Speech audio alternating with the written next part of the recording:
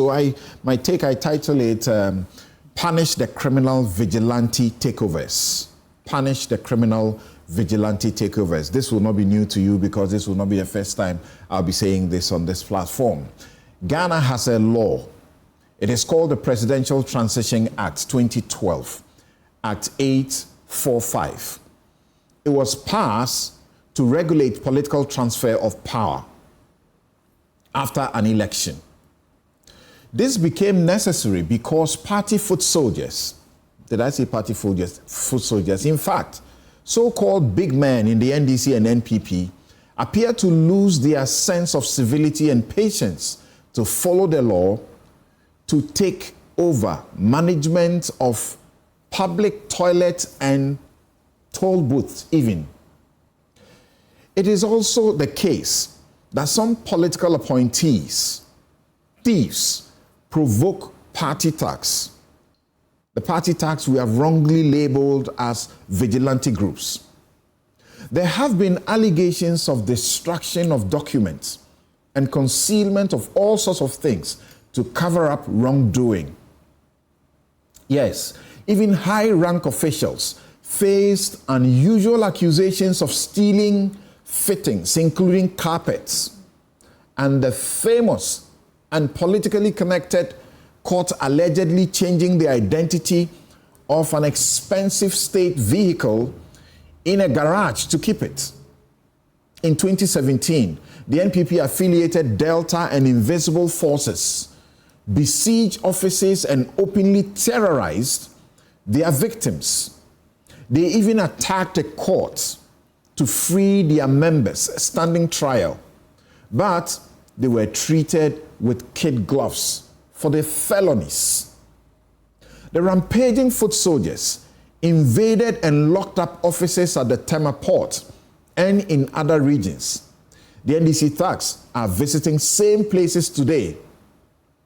We were told to shut up when we condemned the criminal conduct. Party chairman, a trained lawyer who has risen to become a deputy speaker of parliament while an MP, joined the rather reckless leaders and members in defending the thuggery. Quote, they are defending state property, end quote. We were told by Freddie Blay. One other chairman of the party, Kwame Bafo, alias Abronye, led a team to seize cars on official instructions from the Jubilee House. The NDC, whose officials suffered the indignities, are today encouraging and sponsoring the same wrong. The party thugs are all over the place, and in some cases led by a party chairman, Joseph Yamin, to disrupt and imperil legitimate and official gold transaction. They are locking up offices and official residences. In the Oti region, they mistook 3 Catholic priests, missionaries from India, for thieving public offices and beat them mercilessly on completely false allegations. It is surprising these people, who were later led by party officials to apologize, have not been arrested to stand trial. These thugs don't have to bear names like the Azoka Boys or Delta Force before they can be dealt with by the state. It is not only group conduct in vigilantism that is criminal in Ghana. Their very acts are proscribed by the Vigilantism Act 2019. Threat of harm, threat of death, assault, trespass, and damage to property are all arrestable offenses in Ghana. So, why are the police looking on and acting helpless despite complaints by MPP officials?